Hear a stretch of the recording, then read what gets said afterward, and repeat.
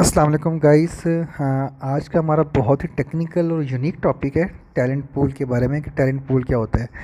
आपने थंबनेल में तो एक स्विमिंग पूल देखा होगा, लेकिन ये वो वाला पूल नहीं है। यहाँ पर हम एचआरएम का पूल देखेंगे कि रिक्रूटमेंट और एचआरएम में इसकी क्या इंपॉर्टेंस है। टैलेंट पूल के अंदर हम देखेंगे कि पूल है क्या बेसिकली, और टैलेंट पूल किसी भी एचआरएम या एचआर डिपार्टमेंट में क्यों ज़रूरी है।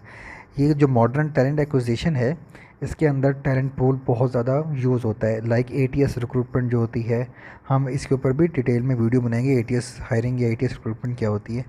लेकिन जो टैलेंट पूल है ये रिक्रूटमेंट का एक पार्ट है, या रिक्रूटमेंट ही टैलेंट पूल का एक पार्ट है। टैलेंट पूल को कैसे मैनेज करते हैं, what is the talent pool.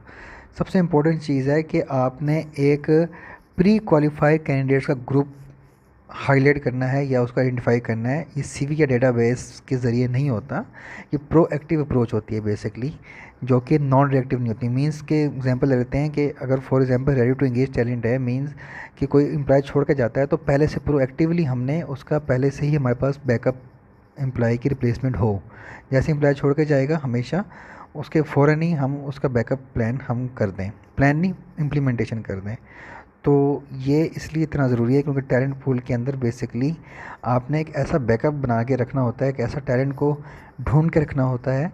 जैसे ही आपकी ऑर्गेनाइजेशन में कोई भी रिप्लेसमेंट आ सकती है तो उसको फ़ौरन कर सकें। अब दो तरह की रिप्लेसमेंट हो सकती है, internal pool versus external pool.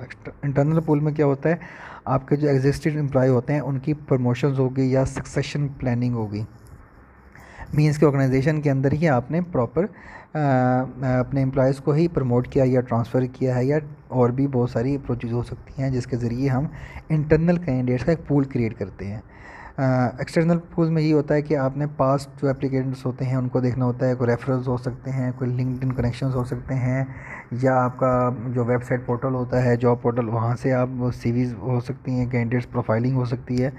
तो ये आपका एक्सटर्नल पूल हो सकता है। पूल दोनों में एक ही मकसद होगा कि कोई भी कैंडिडेट छोड़ के जाएगा, वहाँ पर हम फास्ट हायरिंग या रिड्यूस कॉस्ट के ज़रिए फ़ौरन हम कैंडिडेट को हम हायर कर सकें। तो ये जो चार चीज़ें आ रही हैं यही इसकी इम्पोर्टेंस है कि इसमें सबसे क्विक हायरिंग होती है, कॉस्ट बच जाती है क्योंकि पहले से ही हमने हर चीज़ प्लान की हुई होती है, हर चीज़ इम्प्लीमेंट हुई होती है, और फ़ौरन टाइम भी बच जाता है, और कैंडिडेट का एक्सपीरियंस भी मैटर उसमें करता है, बहुत इंपॉर्टेंट होता है। पूल का यही मकसद है कि आपने एक पूल क्रिएट किया, उसमें आपने जो आपकी ऑर्गेनाइजेशन के अंदर फ्यूचर में कैंडिडेट आ सकते हैं वो आप उसको रख सकते हैं। तो इसके अंदर हम बेसिकली ये वाली चीज़ें बहुत ज़्यादा डिटेल में देख सकते हैं कि फास्टर हायरिंग कैसे हो सकती है। अब इसकी स्ट्रेटजी हम बनाएंगे। अब how to build a talent pool. Talent pool में सबसे इम्पोर्टेंट है आपने अट्रैक्ट करना है।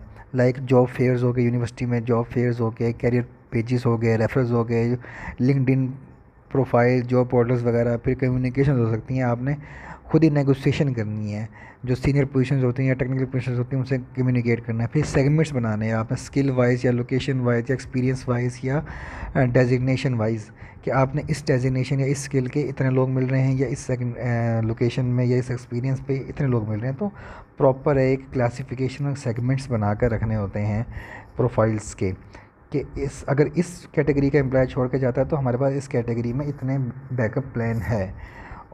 फिर आता है tools and technology. Important tool है आपका लिंक्डइन टैलेंट।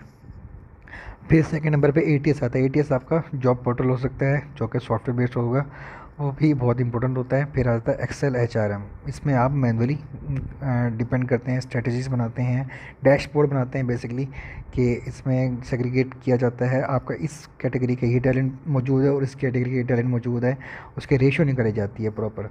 और उसमें ये देखा जा सकता है कि हमारे पास इस कैटेगरी में अगर कोई कमी आ रही है या लैग आ रहा है या डाउनफॉल चल रहा है तो उस पर वर्किंग की ज़रूरत है। तो ये टैलेंट पूल है बेसिकली। ज़्यादा डिटेल मैंने वीडियो नहीं बनाई, लेकिन काफ़ी हद तक समझ आ गया होगा आप लोगों को। Thank you so much.